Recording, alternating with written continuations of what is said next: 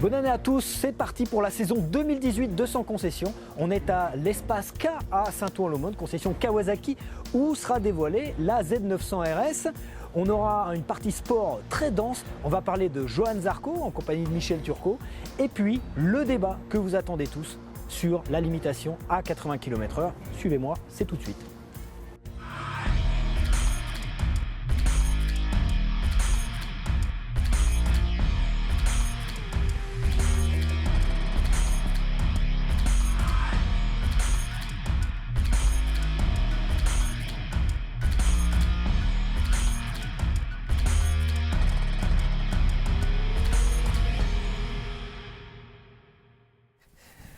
On est donc chez Espace K à Saint-Ouen-l'Aumône. Salut Olivier.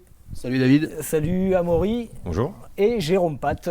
Salut David. Voilà, pour nous parler des chiffres de Kawasaki sur le marché. Absolument. Donc selon les derniers résultats de l'officiel du cycle et de la moto, on est dans une bonne dynamique pour Kawasaki qui voit ses hausses progresser 17% sur novembre 2017 par rapport au marché qui lui est à plus 3%. Et une hausse, donc une confirmation, puisque les immatriculations sont en hausse de 11% sur les 11 premiers mois de l'année par rapport aux 8% du marché. Et chez vous, ça se confirme aussi cette bonne tendance, Olivier ? Alors nous, on est plutôt sur une hausse tendance marché, c'est-à-dire à plus 3%. Parce qu'on est une concession qui a déjà atteint un rythme de croisière où il est dur de croître. Donc on est plutôt sur la tendance marché. D'accord. Et l'arrivée de cette moto, pour vous, c'est une bonne chose, la Z900 RS ? C'est une aubaine, c'est je dirais une moto qu'on n'attendait pas et finalement qui est très tendance avec on voit beaucoup de clients nostalgiques, jeunes et moins jeunes, qui sont intéressés par cette moto. Et donc je pense que ça va faire un carton, quoi.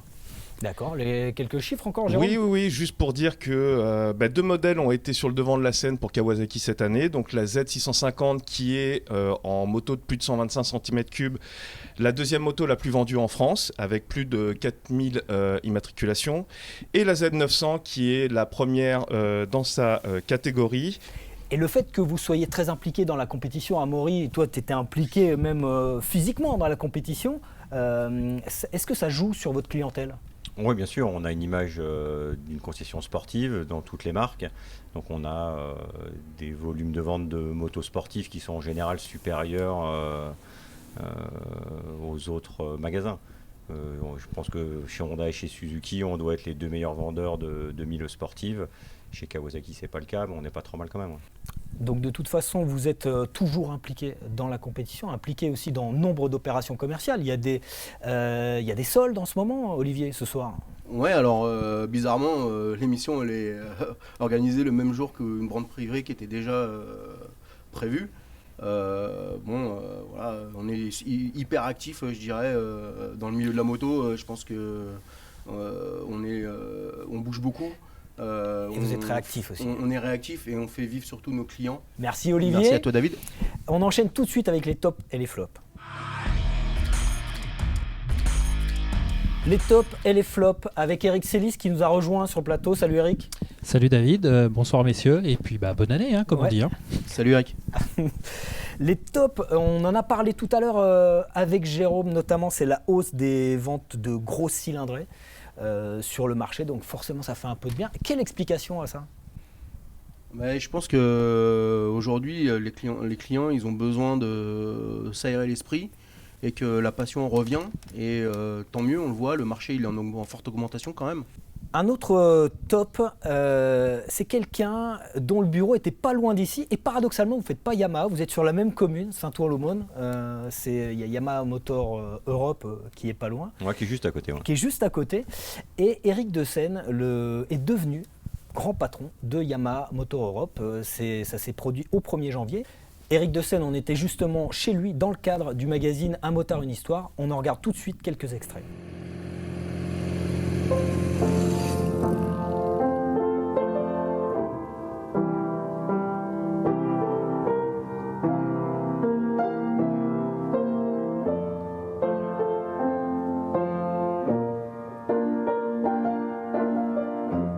On vous emmène dans ton garage ? Oui, donc c'est la première pièce qui a été terminée ici quand j'ai retapé la maison. On a commencé par là. Piano et le garage. Oui, piano garage, c'était à peu près ça. Donc, Les véhicules électriques. oui, j'ai un peu d'électrique. Un peu d'électrique. Tu sais, je trouve qu'il faut rouler soi-même pour comprendre ce qu'on vend. D'accord. Et moi, je crois beaucoup à l'électrique. La Verda 750, celle de papa. Ouais. Et en fait, ce qui ne sait pas, c'est que quand j'avais 13 ans, 14 ans, je revenais de l'école, je la démarrais. Et papa la garait dans un parking où il y avait 300 mètres de longueur. Et je faisais aller-retour en première et en seconde jusqu'à ce que je puisse plus respirer. Celle-ci, elle t'a fait rêver. Ouais, celle-là, elle m'a fait rêver. Et Et c'est pour ça que, d'ailleurs, sur mon casque, il y a du vert toujours, Oui. parce que c'est le vert de cette moto-là. D'accord. BM 69S, ça, c'est vraiment une vieille moto. Ah bah attends, non, c'est pas une VMAX. C'est la VMAX de Jean-Claude Olivier. C'est celle de Jean-Claude Olivier que sa famille avait gardée. Et puis finalement, ils ont voulu revendre quelques motos. On revient à Kawasaki avec le retour des journées K et de la famille Massio cette année pour Kawasaki. Donc les journées K, vous avez participé un peu? Alors oui, on attend le planning et on pense faire venir le Kawatour et faire participer aux journées de roulage K. Autre top, c'est l'audience phénoménale faite par un YouTuber. Ça n'est pas Laurent Cochet, mais Laurent Cochet fait aussi des audiences phénoménales. C'est Chris RS, un certain Chris RS, le justicier de Noël. Vous avez forcément vu cette vidéo sur les réseaux sociaux et sur YouTube. Plus de 3,5 millions de vues en un peu moins de 2 mois. Vous l'avez vu cette vidéo? Oui, tout à fait. Alors, vous en pensez quoi? C'est un top, c'est un flop, c'est quoi? C'est un top, mais il a quand même mis sa vie en danger. Mais bon, il fallait le faire. Non, c'est pareil, moi je trouve ça plutôt sympa, quoi. Un peu le justicier dans les rues de Paris. Ça t'est déjà arrivé? Non, tout le justicier, De faire non, jamais. respecter la loi Non, de me sauver, ouais, mais de courir après. Toi, C'est Eric, clair. t'en penses quoi? C'est comme disait Olivier, c'est bien. Il a eu quand même de la chance parce que au volant c'était quelqu'un de relativement calme. Il aurait pu avoir de sérieux problèmes. Et le fait de rentrer dans ce jeu-là, ça peut lui aussi paradoxal que ça puisse paraître, le mettre en danger au niveau législatif par rapport à la loi. Il grille un feu quand même. Oui. C'est aussi, on va pas rentrer dans les cas de légitime défense, les choses comme ça, mais il y a aussi des côtés où il aurait pu être embêté. On va passer au flop avec une vidéo, je ne sais pas si vous l'avez vu, c'est le Flyride de Frankie Zapata. Frankie Zapata, c'est un ancien pilote de jet ski qui met au point des engins incroyables, le Flyboard Air, et puis maintenant le Flyride, dont vous pouvez regarder quelques images. Donc c'est un peu l'éclate, c'est un peu plus moto que le Flyboard Air, mais bon, on est encore dans la liberté absolue. Le problème pour Frankie Zapata, c'est qu'il est obligé de s'expatrier hors de France parce qu'il n'a pas eu l'agrément de la DGAC pour évoluer dans les airs. Ouais, c'est ce qu'il avait déjà rencontré sur sa précédente invention. Et en fait, il a reçu un accueil et un écho favorable aux États-Unis. Et lorsqu'il a fait sa démonstration, il y a des reportages qui ont été faits autour de lui. C'est l'armée qui s'est tout de suite intéressée à ses inventions. Et je pense qu'effectivement, il a tout à fait raison de partir aux États-Unis. Et je pense que au niveau là du développement de sa société et de ses moyens de locomotion, si on peut appeler ça comme ça, je pense qu'il trouvera un écho favorable. Dans les flops, un nouveau radar de poche TrueSpeed SE, c'est une bonne nouvelle pour certains, pas pour d'autres. Donc on a mis ça dans les flops. On pourra en reparler un petit peu plus tard dans l'émission, je pense. Voilà, et puis la disparition de plusieurs personnes très connues du sport, moto notamment, avec Martin Gouraud qui nous a quittés en fin d'année dernière, Jean-François Godet du Team Cognage et Sébastien Dassé ces derniers jours de Bud Racing. Donc voilà pour ces personnes que l'on va regretter. On passe à l'essai avec la Z900 RS que vous voyez ici à côté de moi. On l'a comparée à une Z1 de 1973. Daritech et son nouveau carburant haut de gamme Aspen vous présentent l'essai de la semaine.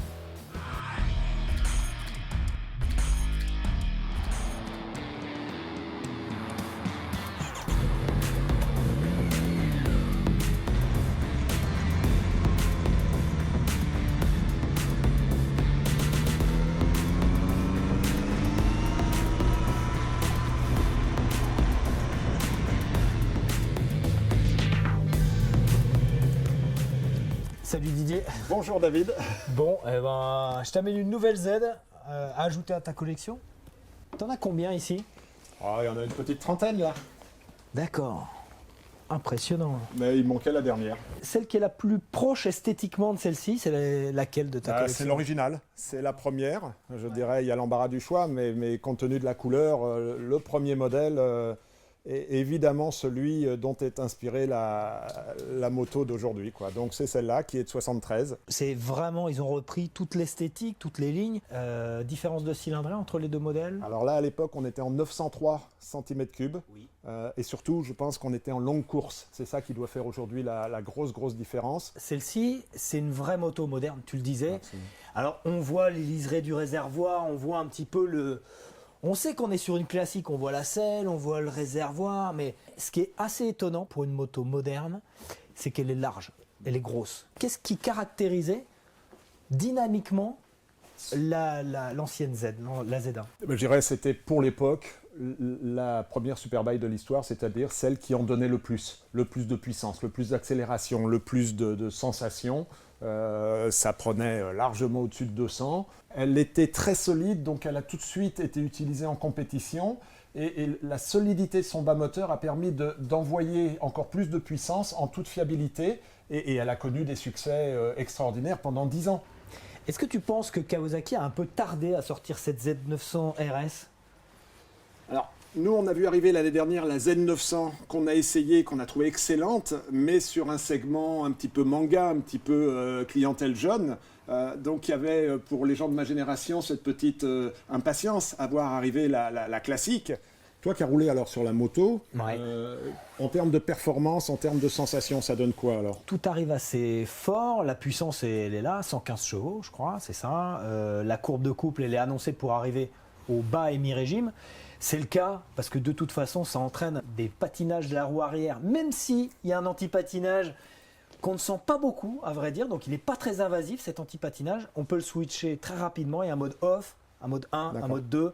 Moi je vais sur le mode 1, honnêtement, ça glisse quand même un peu, on peut s'amuser.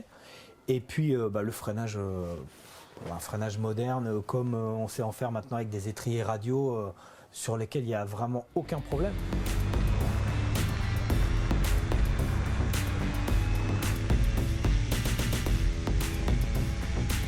Qu'est-ce qui était changé en priorité sur la Z1?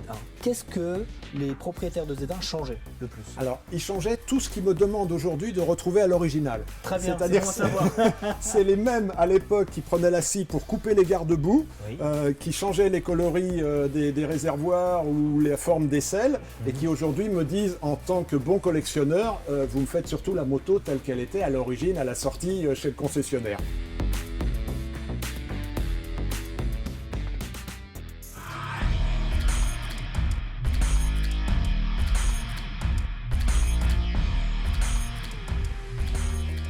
Le MotoGP, évidemment, avec Bernard Faux. Salut Bernard. Bonjour. Et Michel Turcot, notre spécialiste Grand Prix. On va parler évidemment encore et toujours de Johann Zarco. Bernard, tu prépares un film sur Johann. Tu peux nous en dire plus? Oui, je vais essayer d'être précis et concis. J'ai commencé le tournage l'année dernière, avant le premier Grand Prix du Qatar, parce que c'est toujours intéressant d'avoir, avant que ça arrive. Tu le sentais qu'il allait faire tout ce qu'il fait? C'est à l'écran, c'est dans le film. Je lui ai dit, Johann, tu sais qu'au départ, il y aura 2 champions du monde, Marquez et toi. Il m'a dit, j'ai dit, écoute, ce que tu as fait, les 2 titres, c'est à un haut niveau. Il n'y a pas beaucoup de types en MotoGP qui l'ont fait.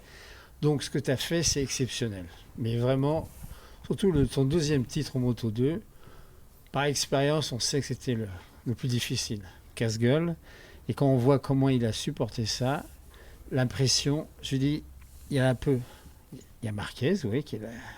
Lorenzo, Rossi, mais après, les autres pilotes, ils n'ont pas fait ce que tu as fait. Donc tu le sentais. Et donc tu l'as suivi sur combien de Grands Prix environ? Bah moi, je l'ai suivi en dehors des Grands Prix parce que je ne peux pas filmer sur les Grands Prix. Et ça m'intéressait de le retrouver au sein de son école, en dehors.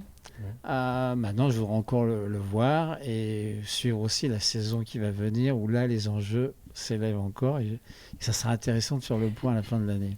D'accord. Ce film sur Johann Zarco, on va le suivre tout au long de la saison. Avec toi aussi, Michel, tu es allé chez Tech 3, rencontrer Hervé Poncharal. Qu'est-ce qu'il en dit de Johan ? Il en dit qu'il a du mal lui aussi à lui parler. Non, c'est vrai que Johan en ce moment il se cache un petit peu. Je pense qu'il a été très exposé pour ses débuts en MotoGP. Il a passé un cap aussi bien sur la piste que je pense au niveau de son aura médiatique. Donc il a été beaucoup sollicité. Là, effectivement, tout le monde a du mal à le joindre. On va l'écouter tout de suite. On écoute Hervé Poncharal. Johan Zarco sera un meilleur pilote MotoGP en 2018 qu'il était en 2017. Il a énormément appris. Il est en train de digérer tout ça pendant cette période de repos. Il est très très fort dans sa tête. Il travaille sur les petites choses qui l'ont gêné pour pouvoir être encore plus performant sur la durée d'une course. Donc j'ai aucun doute que Johan sera meilleur pilote MotoGP. Par contre, le résultat, c'est la somme du pilote et de la machine. Donc attendons de voir quelles seront exactement les performances de notre machine et surtout de voir quelles seront les autres forces en présence qui seront sur la grille du premier Grand Prix 2018. Michel, après avoir écouté Hervé, qu'est-ce que tu penses du matériel dont va disposer Johan cette année ? Alors Hervé, il dit pas tout ce qu'il sait. Il dit on en sera plus après les essais, mais bon, en fait, l'équipe sait très bien qu'elle ne disposera pas du même matériel que Rossi et Viñales cette année. Il a dit qu'ils vont conserver le moteur qu'il a eu en 2017, c'est-à-dire un moteur 2016. Pendant ce temps, les deux pilotes officiels auront des évolutions en 2018. Donc l'écart qu'il y avait cette année entre le moteur de l'équipe satellite Tech 3 et de l'équipe Factory va être encore plus important. Quant au châssis, il aura le châssis 2017 que les pilotes officiels ont écarté en cours de saison. Donc a priori un matériel inférieur. Ouais. On le met pas un peu sous l'étouffoir, Johan Zarco, cette année c'est étrange quand même. Un pilote qui perce comme ça sur une année, Yamaha devrait le porter davantage, non ? Oui, je pense que Yamaha n'a pas envie de jouer la carte Johan Zarco. Je pense que c'est assez clair. Hervé a cru sur le mois de novembre qu'il pourrait convaincre Lynn Jarvis de faire de Johan le troisième pilote de l'usine. Visiblement, les Japonais ne veulent pas prendre cette direction. Alors pourquoi ? Ça, c'est une autre question. Alors est-ce que c'est Rossi qui ne veut pas qu'on lui fasse de l'ombre ? Est-ce que c'est les Japonais qui ont été vexés d'avoir une équipe satellite qui a fait mieux avec des motos qui sont louées pour un budget de 5 millions d'euros ? Le budget d'une équipe d'usine, le développement, c'est 50 millions d'euros. Donc c'est-à-dire c'est 10 fois plus et avec des résultats qui n'ont pas été bien meilleur, même au coup par coup plutôt moins bon. Donc ça a fait de l'ombre. Finalement, Johan a fait de l'ombre à l'équipe officielle. Alors, je pense que tout le monde reconnaît son talent, mais ce qui est étonnant, c'est que... Alors est-ce que c'est son âge on va dire avancé, même s'il a que 27 ans, visiblement les usines ont du mal à y croire. Pour l'instant, il n'y a que KTM qui a manifesté un réel intérêt pour lui puisque Pete Berrer a déclaré qu'il serait prêt à l'accueillir en 2019 en tant que pilote officiel. Est-ce que c'est pas finalement quelque chose que nous-mêmes, Français et supporters de Johan, quelque part, avons nourri et qu'aujourd'hui, on va considérer comme un affront de Yamaha vis-à-vis de Johan, sachant que les Japonais, on le sait, ils sont plutôt rigides. Une fois qu'ils ont décidé quelque chose, ils vont au bout. Même si c'est une mauvaise direction, ils tapent dans le mur et ils s'arrêtent une fois qu'ils ont tapé le mur. Je veux dire, les performances qu'il a faites cette année, elles n'ont pas tapé dans l'œil seulement des Français. Il a quand même fait des performances en rookie juste exceptionnelles. Avant lui, il y a peut-être que Marquez qui avait fait aussi bien pour une première année en MotoGP. Alors après, pourquoi les Japonais ne le suivent pas, on revient à la question de tout à l'heure. On ne va pas lui donner bon matériel, on va même lui enlever. Cette année, il avait deux ingénieurs japonais qui suivaient l'équipe Tech 3, qui visiblement étaient très bons, même s'il y a eu une petite erreur de calcul en Italie sur la consommation. Visiblement, on a décidé, ça Hervé n'en parle pas, mais de récupérer ces ingénieurs-là et d'en donner de nouveaux, d'en allouer de nouveau à l'équipe Tech 3 qui visiblement sont moins compétents. Puis C'est tendancieux pour Hervé parce que normalement ils sont en négociation pour renouveler son contrat aussi. Il y a ça aussi qui va peut-être jouer. Et Hervé, il est peut-être un petit peu coincé. Est-ce qu'il peut vraiment hausser le ton vis-à-vis de Yamaha si Johan fait encore de nouveau des performances? Parce que j'imagine que la priorité pour lui, c'est de renouveler son contrat et d'avoir une pérennité dans son travail en tout cas. Alors ça, il faudrait te poser la question, mais c'est pas certain que l'équipe Tech 3 en 2019 utilise des Yamaha. Aujourd'hui, ça peut être des KTM, ça peut être pourquoi pas des Ducati. Les compétences de l'équipe Tech 3 sont reconnues, je pense, dans le paddock unanimement. Il se peut aussi que Rossi décide à un moment donné de monter son équipe en MotoGP, auquel cas il aurait, vu qu'il est le roi chez Yamaha, c'est lui qui aurait les motos, la priorité serait donnée à Rossi certainement avant Tech 3. Donc beaucoup de choses vont se passer cette année. Voilà pour la partie sport. Merci Michel, merci Bernard. Salut Valentin. Salut David. On va parler aujourd'hui d'un antivol. Voilà exactement, pour ce premier Technoshop de l'année, je vais vous parler d'un antivol connecté, le bloc disque Xena XX Series. Tout un programme. C'est ça. Alors pour ceux qui ne connaissent pas Xena, c'est une marque anglaise qui est spécialisée dans les antivols avec alarme intégrée, donc c'est-à-dire un moyen de protection 2 en 1, puisque d'un côté on a un antivol bloc disque classique, c'est-à-dire corps en acier avec serrure anti-azote, etc. Et à l'intérieur de ça, on a une sirène 120 décibels qui va se mettre à sonner si l'antivol détecte un choc ou un mouvement. Voilà. Ça fait quelques années que ce concept-là existe. Et ce qui est nouveau, c'est que maintenant, on peut télécharger une application sur son smartphone Android ou Apple et qui va permettre de se connecter en Bluetooth avec l'antivol pour pouvoir le paramétrer dans tous les sens. Et on peut ajuster la sensibilité ? Voilà, entre autres. Donc la sensibilité, le délai de déclenchement, le niveau sonore de l'alarme, même on peut couper l'alarme si on le souhaite. On peut même aussi connaître le niveau de batterie, ça c'est bien pour savoir quand changer la pile.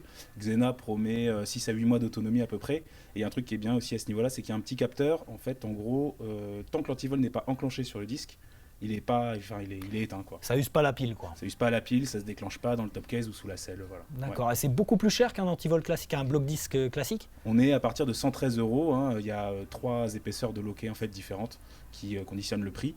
C'est un antivol qui est homologué SRA. Vous en vendez beaucoup, Amaury, des antivols ici, des blocs disques plutôt ? Oui, on en vend beaucoup. Alors, par rapport au U, parce que c'est pas, les assureurs sont pas. Ouais, alors c'est un peu particulier. Souvent, ils ont juste la norme SRA. Donc, il y a des assureurs qui vont demander SRA plus FFMC. Mais en tout cas, ils sont SRA. Donc, souvent, ça suffit. Vous l'avez ce modèle Alors, j'ai pas celui connecté, mais on vend beaucoup de Xena avec alarme intégrée en effet. Mais le modèle connecté, on l'a pas encore. Merci Valentin. On passe tout de suite à la rubrique Quoi de neuf ? Quoi de neuf avec Laurent Cochet, le grand Lolo grand youtubeur. Je sais pas. On a été collègues, Laurent, pendant des années, et puis tu es devenu. Tu étais déjà une référence sur YouTube, et aujourd'hui, chaque vidéo, c'est combien minimum ? Il n'y a pas de règle, c'est pas moi qui maîtrise, c'est l'algorithme YouTube. Donc c'est pas moi qui décide en fait si ça fait un succès ou pas. Il y a des vidéos qui partent super fort, il y en a d'autres dans lesquelles tu as mis énormément et tu y crois, et en fait ça part moins fort. Et puis un jour, l'algorithme YouTube décide de le proposer aux internautes comme vidéo favorite, aux gens qui s'intéressent à la moto, et ça décolle. Donc il n'y a vraiment pas de règle. Les aléas du web, qu'est-ce que tu en penses toi de la vidéo de Chris RS ? C'est le mec, le Père Noël, justicier de Noël. C'est un coup. C'est un coup. C'est un coup, ouais. Voilà, quoi, je crois que tout le monde a une caméra aujourd'hui, et c'est l'événement qui prend largement le pas sur le YouTuber. Après, tout dépend ce qu'on met derrière le mot YouTuber, quoi. Est-ce que c'est d'avoir une caméra et de filmer quand on roule, ou est-ce que c'est de faire d'autres choses, quoi. Alors toi, tu en as fait une profession et un métier à succès, notamment la dernière, Ride to the Future, qui nous a beaucoup plu. C'est un hommage à un certain film. Ouais, un retour vers le futur, exactement. Ouais. Beaucoup de préparation pour une vidéo comme celle-ci. Mais en fait, l'idée surtout est une vidéo joue quasiment dans les 5 premières secondes sur YouTube. Les gens décident de rester ou de s'en aller. Donc si on n'imagine pas un petit peu comment on va captiver les gens, comment on va leur raconter une histoire et comment on va les faire rester très très vite, ils s'en vont très très vite aussi. Moi, ce que je voudrais savoir, c'est comment ça se passe du côté des marques. Parce que comme tu l'as dit, tu viens ici, tu dis ouais, je vais prendre une moto, je vais sauter dans la Seine avec un avion. Là, le 650 de chez BM, de celui d'Amaury, il ressemble à tout sauf à un BM. Comment ça se passe avec eux? Les marques sont pas dingues aujourd'hui. Ils savent qu'il faut jouer un peu avec son ADN. Que c'est pas en ayant toujours le petit doigt sur la couture du pantalon que tu vas faire de la com et que les gens vont regarder. Tu peux toujours faire un très beau film de pub, ça restera un beau film de pub avec du net, du flou, 2-3 belles images, des mecs qui ont toujours la gueule parfaite, qui sont des mannequins. Ça reste. C'est pas le cas d'Amaury. Non, c'est pas mon cas non plus. Mais ça sera jamais quelque chose. Enfin, les gens choisissent rarement de s'échanger une pub entre eux. Par contre, quelque chose qui va les avoir interpellés, ils vont dire à leurs potes, t'as vu ça? Et je crois que c'est plus ça qui est important aujourd'hui. Merci Laurent, merci Amaury. On va suivre votre road trip en Namibie bientôt. Merci. Et puis prochaine mise en ligne d'une vidéo, c'est quand? La semaine prochaine, il y aura un beau voyage en Inde, au Rajasthan. Ok, on va suivre ça. Merci Laurent, merci à tous. Merci. On passe tout de suite à la rubrique Bike Gaming avec Adrien Martini qui nous fait un essai de Traffic Rider. Salut! Aujourd'hui, je vous ai dégoté une excellente surprise en jeu mobile pour vos smartphones. Ça s'appelle Traffic Rider, c'est disponible sur Android, iOS et même Windows Phone pour ceux qu'on a encore. Dès le début du jeu, on tombe sur un scooter. Mais rassurez-vous, il y a énormément de motos à débloquer tout au long de l'aventure en fonction des routes que vous allez faire. Ok, c'est pas les vraies marques, mais elles sont très ressemblantes. Si ça, c'est pas une Kawa très bien refaite, je sais pas ce que c'est. Et alors, il y a ma petite préférée, la Bugatti Diavel. C'est là, j'ai vraiment hâte de la débloquer. Commençons donc avec le scooter. Traffic Rider, c'est une simulation de moto et vous êtes à la place du motard. Vous jouez entièrement au gyroscope du téléphone. Les mouvements que vous faites avec votre téléphone donnent vraiment la sensation que vous pilotez le guidon de la moto. Le but du jeu, c'est d'éviter les voitures sur la route, un peu comme dans la vraie vie et aux heures de pointe. Autant vous le dire tout de suite, pour un jeu mobile, les graphismes sont magnifiques. Au niveau de la sensation de conduite, forcément, on est à mi-chemin entre une simulation et un jeu d'arcade. Donc vous attendez pas non plus à des sensations hyper réalistes. En fonction des routes et des missions que vous allez faire, vous allez pouvoir débloquer d'autres motos. Il y en a vraiment pour tous les styles, tous les goûts, et chacun y trouvera son compte. Traffic Rider, c'est typiquement le jeu mobile que j'adore. On peut y jouer vraiment plusieurs fois par jour par tranche de quelques minutes. À mon avis, la durée de vie a l'air assez conséquente parce que pour débloquer toutes les routes et toutes les motos, il va falloir quand même passer quelques temps. Voilà David, tu l'auras compris, ce jeu est mon coup de cœur de la semaine. C'est beau, c'est fun, c'est immersif. Le seul petit bémol, c'est que si vous voulez toutes les motos immédiatement dans votre garage, il faudra payer. Mais puisque c'est gratuit au téléchargement, ne boudons pas notre plaisir. Ce sera pour moi un 8 sur 10, bien mérité.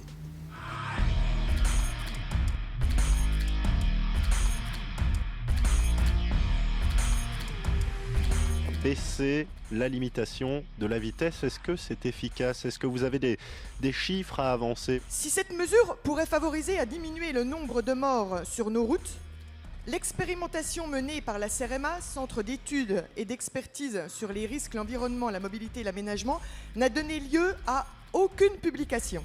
Donc c'est en fait du simple bon sens qui commande de dire que si l'ensemble des 44 environ millions de véhicules qui sont en circulation en France roulent moins vite, eh bien il y aura moins d'accidents. La majorité silencieuse n'en veut pas. Et cela éloignera encore plus le monde rural du monde urbain. Aujourd'hui, les études montrent que baisser la vitesse sur les routes les plus accidentogènes, celle dont vous parlez, c'est 50% des accidents, permettrait d'éviter chaque jour un mort. Nous passons au débat, un débat très attendu puisqu'il concerne la limitation à 80 km/h qui pourrait bien arriver plus vite qu'on ne le pense. Avec nous, Gilles Fourisco, bonsoir. Bonsoir. Avocat du droit des victimes. Un autre avocat avec nous, Rémi Jossaume, maître Rémi Jossaume, donc avocat du droit routier. Bonsoir David. Et puis Jérôme Pat qui revient pour nous présenter quelques chiffres sur les 80 km/h et la sécurité routière. Concernant la baisse de la limitation de la vitesse à 80 km/h sur les routes nationales, vous êtes 98% à penser que ce n'est pas une bonne chose. Parmi les principales motivations donc, du gouvernement, vous êtes 90% également à penser que cette mesure est uniquement fiscale. Cette mesure donc va, d'après vous, engendrer en termes de plus gros risques.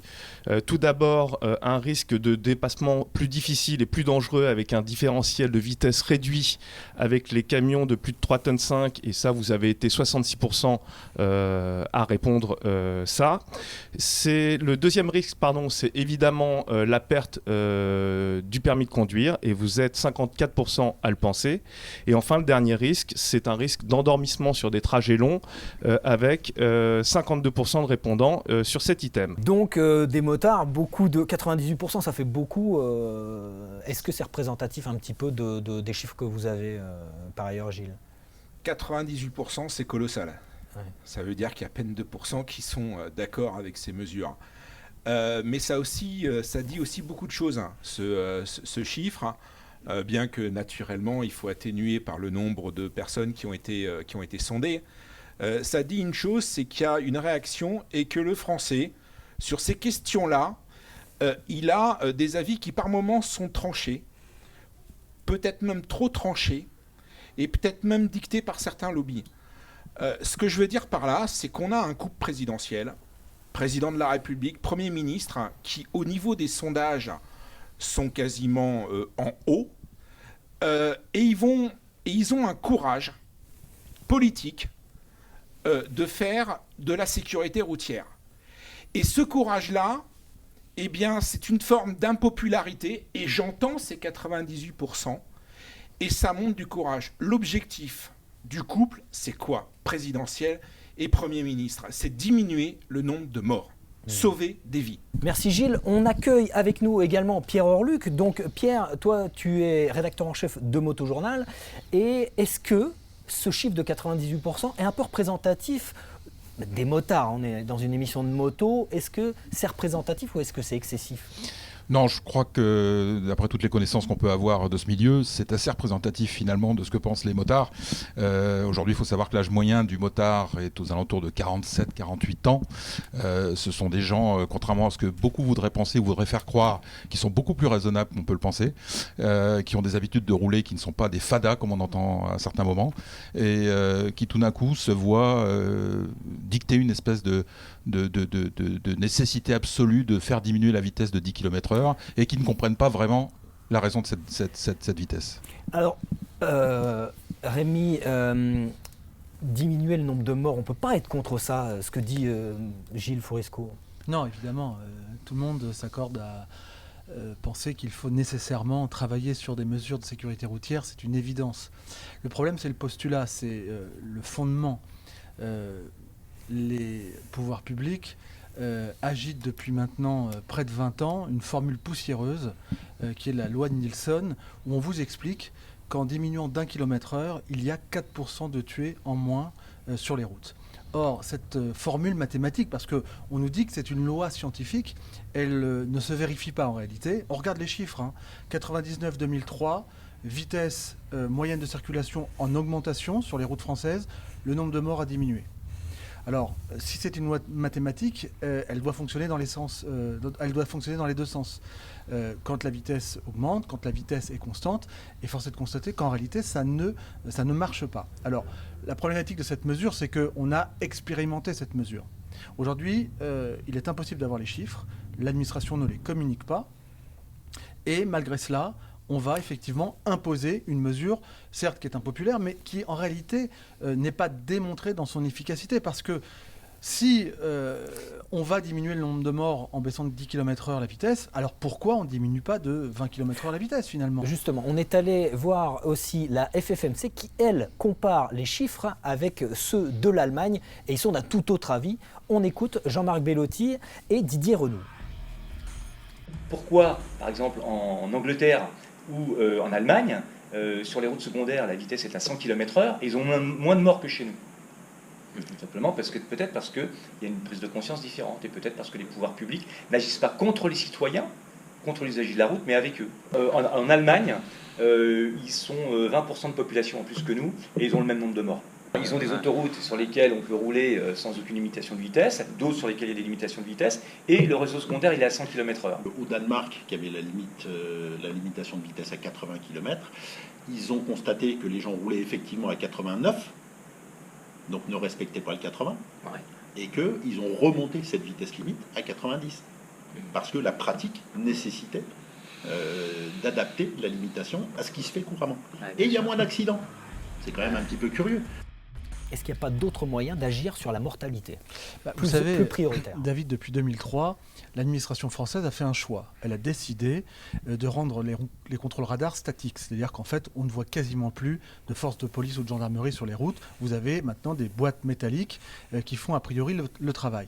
La réalité, elle est là. Je pense que les problématiques de sécurité routière, c'est naturellement le problème des comportements. On parle peut-être pas assez du SMS ou du téléphone au volant. C'est une plaie pour l'automobiliste qui croise celui qui pratique l'envoi des SMS, mais pour le motard encore plus. Est-ce qu'on voit régulièrement des verbalisations? Non, les chiffres le démontrent. Alors c'est étonnant parce que dans le sondage, c'est pas arrivé tout au-dessus. Or, moi j'aurais cru que ça arriverait. Alors on va avoir des chiffres de contrôle de vitesse qui sont incroyables. On est à près de 30 millions de PV chaque année en matière d'excès de vitesse, sur les téléphones au volant, sur les clignotants. Ce sont des infractions, j'allais dire, quotidiennes et qui vont vraiment mettre en péril l'usager qui va croiser ce délinquant de la route. Et là, on n'a pas de contrôle. Pourquoi? Parce qu'on n'a pas de police de la route. Est-ce que finalement, on agit sur la mortalité? C'est bien le but. C'est pas, la vitesse n'est pas l'ennemi, c'est les morts, l'ennemi. Est-ce que la y a vitesse, conscience... c'est la cause. Ouais, mais c'est pas seulement un facteur aggravant. La vitesse dans un accident, ça peut être la cause. Pas toujours. La cause principale, si. Vitesse excessive dans un virage, perte de contrôle, déport sur la voie d'en face. Vitesse excessive dans un virage, perte de contrôle et directement dans le fossé. Mais pas à chaque fois. On a entendu Emmanuel Barbe, le délégué interministériel, parler d'arsouille pour les motards. Les motards, on les connaît, ils arsouillent. On est sur des vieux clichés quand même. Totalement. Voilà, c'est pas la réalité. Nous, on la vit, cette réalité. On l'a vu d'ailleurs dans le sondage que vous avez présenté tout à l'heure. Une très grande majorité des répondants ont leurs 12 points de permis de conduire. Donc ce ne sont pas des motards, a priori, qui font n'importe quoi sur la route. Non mais David, on a l'illustration la parfaite de la politique de sécurité routière. C'est-à-dire c'est la vitesse et c'est que la vitesse. Pourquoi? Parce que la vitesse est facile à constater. Encore une fois, on met des boîtes et on constate la vitesse. Contrôle d'alcoolémie, contrôle de stupéfiants, ça n'a quasiment pas évolué en 20 ans. Alors qu'on a des nouveaux moyens technologiques pour permettre l'évolution de ces contrôles. Pourquoi? Parce qu'un contrôle d'alcoolémie, ça prend du temps et ça coûte de l'argent à l'État. On n'arrive pas à discuter. Il y a une vraie rupture en réalité aujourd'hui entre la politique de sécurité routière et les mesures gouvernementales. Est-ce que ce que disait Maître Fourisco sur le courage de l'exécutif aujourd'hui, est-ce que ce n'est pas une forme de courage de diminuer la vitesse? Mais il n'y a aucun courage politique. Aujourd'hui, la politique de sécurité routière est une politique bureaucratique. Que ce soit Emmanuel Macron ou un autre président à sa place, les mêmes décisions auraient été prises. Vous croyez un instant que la politique de sécurité routière, elle est dirigée par l'Élysée? Non, elle est dirigée depuis 25 ans par des bureaucrates, parce que les délégués interministériels ont toujours les mêmes discours, avec les mêmes formules et avec les mêmes arguments. Ça n'a pas changé depuis 2003. Je connais ce contentieux, j'allais dire, depuis fort longtemps.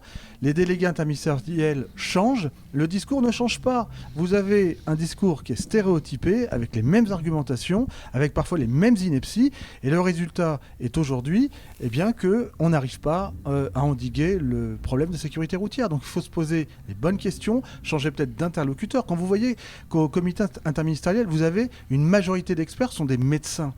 Alors, ils ont certainement beaucoup de compétences, mais la sécurité routière n'est pas une malade. Donc il faudrait aussi intégrer des usagers, des partenaires, des avocats, par exemple. Il n'y a pas un avocat qui est représenté dans ce genre d'instance. Là, on va avoir des problèmes... beaucoup plus de personnes vont perdre leur permis sans véritablement se mettre ou mettre les autres en danger. Mais les 80 sont déjà d'actualité. Ouais. C'est le cas pour les poids lourds. C'est le cas pour les jeunes conducteurs, c'est le cas pour tous les conducteurs lambda lorsqu'il y a des conditions météorologiques qui sont défavorables. Et donc là, on va mettre les gens finalement tous au même niveau. C'est-à-dire que quand on roulera sur la route, on sera talonné par un poids lourd à 80 km/h.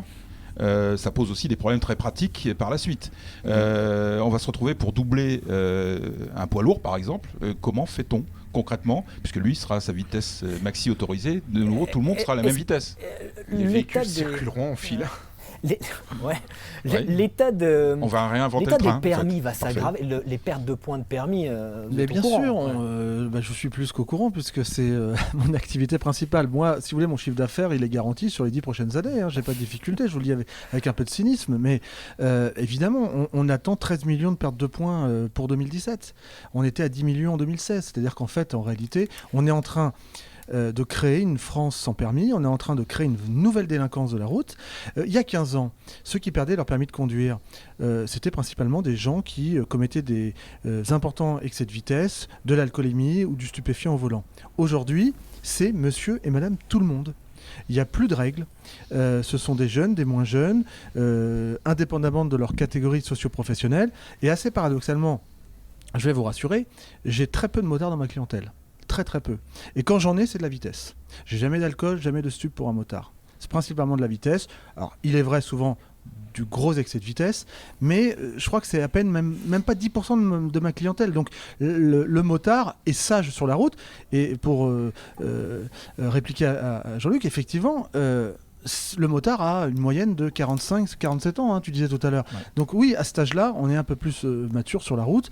On n'a pas 20 ans et eh bien, on maîtrise son engin et on maîtrise la vitesse de son engin. Est-ce que ce n'est pas finalement le sens de l'histoire, une réduction éternelle des vitesses jusqu'à oui, alors jusqu'à où? Jusqu'à ce que demain, on peut tous ranger les véhicules au garage et là, il n'y aura plus de morts. Jusqu'à ce que les cyclistes nous dépassent. Voilà. On nous dit aujourd'hui que finalement, c'est pas sûr que ces 80 km/h entrent en ligne de compte, soient imposés en France. Et en même temps, j'ai entre les mains ici une infographie qui est à la disposition des préfectures, qui avait été révélée par nos confrères de Motonet il y a quelques jours, qui est grosso modo un vade-mecum pour les préfets, pour un peu tenir un discours formaté sur la vitesse.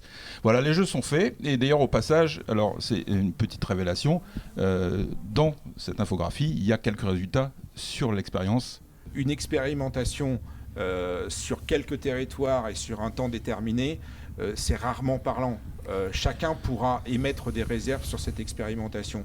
Ce qu'il faut espérer, c'est garder l'optimisme derrière, c'est qu'on change. Et quand j'entends mon confrère dire qu'il va y avoir de plus en plus de pertes de points, de pertes de permis, l'objectif, ce n'est pas ça, c'est changer le comportement des Français. Quand j'entends on ne peut plus rouler à 90, mais aujourd'hui, on ne roule plus à 90 sur les routes départementales.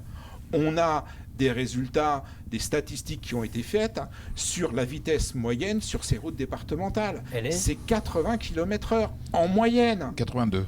82. On est quand même 8 km/h en dessous du maximum réglementaire. Vous savez, les chiffres, c'est un peu comme les hommes. Quand on les torture, on leur fait dire un peu ce qu'on veut. Bon. Donc, moi, je suis pas dogmatique, si vous voulez. À partir du moment où on me dit il y a une expérimentation qui doit servir à quelque chose, qu'on va certainement suivre, et en fonction de cela, on prendra une mesure, ça s'appelle la démocratie, ça s'appelle le principe de l'antériorité d'une mesure. Là, on met un mouchoir sur l'expérimentation, parce que manifestement, je pense que les résultats ne sont pas probants, et on passe en force. Mais moi, je signe tout de suite. Hein. Si demain, les résultats sont satisfaisants, il y a moins de morts et tout va bien, tant mieux. Mais malheureusement, je n'y crois pas. Et je dis, dans ces cas-là, faisons cette modification structurelle sur l'ensemble du réseau, sur l'autoroute et en ville, puisque par magie, cette loi scientifique s'applique et fonctionne toujours. Donc faisons cette mesure sur l'ensemble du réseau routier, parce que l'objectif, c'est d'avoir, à terme, 0 mort. Alors, il y a quelque chose qui est très intéressant dans ce que je vous ai montré tout à l'heure, donc cette espèce d'argumentaire à destination des préfets. Il est indiqué tout simplement, il y a quelques pistes quand même de résultats par rapport à cette expérimentation. Et il est indiqué tout simplement, à un moment donné, que en fait, les chercheurs n'ont absolument pas mené l'expérimentation sur l'accidentalité. Ils ont juste mené l'expérimentation sur la baisse des vitesses, voir ce que ça donnait au niveau de la baisse des vitesses, ce qui n'est absolument pas la même chose. Et ils n'ont aucun résultat à donner sur l'accidentalité, et ça revient à ce que je vous disais tout à l'heure. En plus, ces mêmes chercheurs disent qu'il faut au moins 5 ans pour avoir des conclusions qui soient à peu près fiables. Voilà, le mot de la fin pour Maître Fourisco avec la réponse à une question. Est-ce que finalement, on ne s'attaque pas aveuglément à la vitesse plutôt que de s'attaquer à la mortalité ? Les deux sont corrélés. vitesse et mortalité, c'est corrélé, puisque cette vitesse peut entraîner forcément des conséquences létales.